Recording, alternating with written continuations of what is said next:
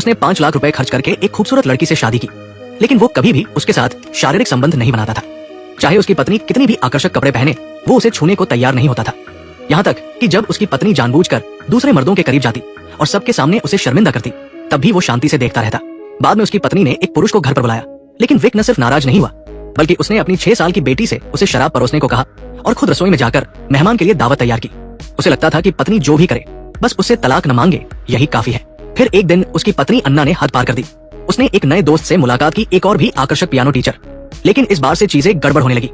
Wick ने पहली बार अपनी पत्नी को उस टीचर के साथ आंखों आंखों में बात करते देखा और उसे बुरा लगा। दोनों ने अलग अलग घर लौटने का प्लान बनाया था, लेकिन आखिरकार विक अकेले खाली घर में रह गया। अगले दिन अन्ना नशे में धुत होकर लौटी। विक का सब्र टूट गया और उसने पूछा कि वो रात को कहाँ थी, किसके साथ थी और क्या किया। अन्ना ने तंज कसते हुए कहा कि अगर वो मर्द है और उसमें हिम्मत है तो जलन कबूल करे और रात को पति का फर्ज निभाए। लेकिन विक फिर भी हिम्मत नहीं जुटा पाया। अगले दिन वो फिर उसी धर्रे पर चल पड़ा। अन्ना के साथ पियानो टीचर से मिलने गया। इस बार कई दोस्तों की बड़ी पार्टी में दोनों को साथ देखकर विक के मन में गुस्सा भड़क उठा। तभी बारिश शुरू हो गई और सब लोग हवेली में शरण लेने चले गए, सिवाय विक और पियानो टीचर के। जब विक थोड़ी देर बाद अंदर गया तो अन्ना को लगा कि टीचर गायब हो गया है। वो पिछवाड़े में देखने गई, लेकिन जैसे ही उसने दरवाजा खोला, टीचर का शरीर पानी पर तैरता दिखाई दिया। सबने मिलकर उसे बाहर निकाला, लेकिन तमाम कोशिशों के बावजूद वो बच नहीं सका। मौके पर पहुंची पुलिस ने अनुमान लगाया कि कोई कैमरा या गवाह न होने की वजह से ये नशे में डूबने से हुई मौत हो सकती है। लेकिन अन्ना चिल्लाई कि ये उसके पति ने किया। वहाँ मौजूद दोस्त हैरान थे, क्योंकि विक शांत और ईमानदार था, वो हत्यारा नहीं हो सकता था। अब सबके फोन की बैटरी कितनी है, कमेंट में बताएं। एक ही बैटरी प्रतिशत वाले दोस्त बन सकते हैं। विक ने भी हंसते हुए समझाया कि अन्ना बस भावुक हो रही है। वो जल्दी वहाँ से चला गया और अन्ना शांत होने के बाद भी यही मानती रही कि विक ने हत्या की। जल्द ही अन्ना का एक और नया दोस्त बना। इस बार विक की जलन इतनी बढ़ गई कि वह दोनों का पीछा करने लगा। जब अन्ना ने उस शख्स को घर बुलाया तो विक का लहजा ताने मारने वाला हो गया। मेहमान को लगा कि वो मजाक कर रहा है और उसने तारीफ की कि वो सचमुच अच्छा पति है। उसे नहीं पता था कि उसका अंत नजदीक है। एक दिन वो शख्स अन्ना से मिलने आ रहा था और रास्ते में विक से मिला। विक ने उसे अपनी गाड़ी में लिफ्ट दी, लेकिन रास्ता बदल करवाड़ी की ओर ले गया। शख्स को शक हुआ और उसने अन्ना को फोन करना चाहा, लेकिन सिग्नल नहीं था। तभी विक ने गाड़ी रोकी और पीछे से उस पर हमला कर दिया।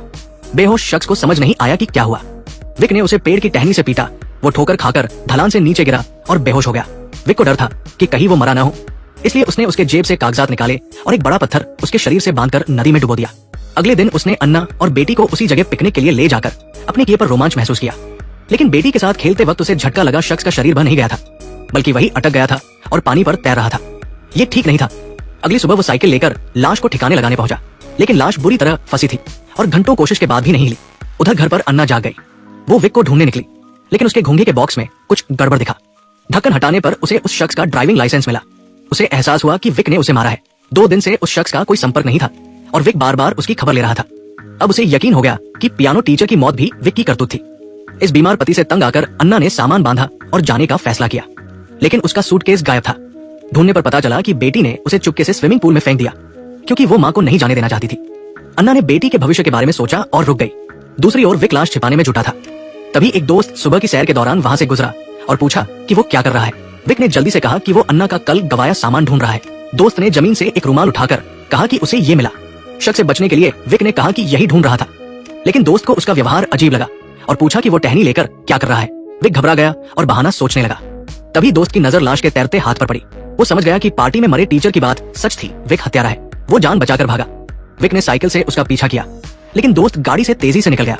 दोस्त ने फोन से दूसरों को बताने की कोशिश की, लेकिन गड्ढे की वजह से फोन गिर गया। जब वो उसे उठाने झुका, विक अचानक सड़क पर आ गया। दोस्त ने गाड़ी मोड़ने की कोशिश की, लेकिन वो बेकाबू होकर ढलान से नदी में जा गिरी। न गाड़ी बची न दोस्त। विक चैन से घर लौटा, लेकिन अन्ना उसका इंतजार कर रही थी। उसने कहा कि उसे सब पता चल गया है। विक घबरा गया, लेकिन अन्ना ने पुलिस को नहीं बताया और सबूत मिटाने में उसकी मदद की। लेकिन हत्या जैसा कृत्य करने के बाद कोई बच नहीं सकता। इस बीमार शादी में डूबे इस जोड़े का आने वाला जीवन और भी अंधेरे में डूबने वाला था।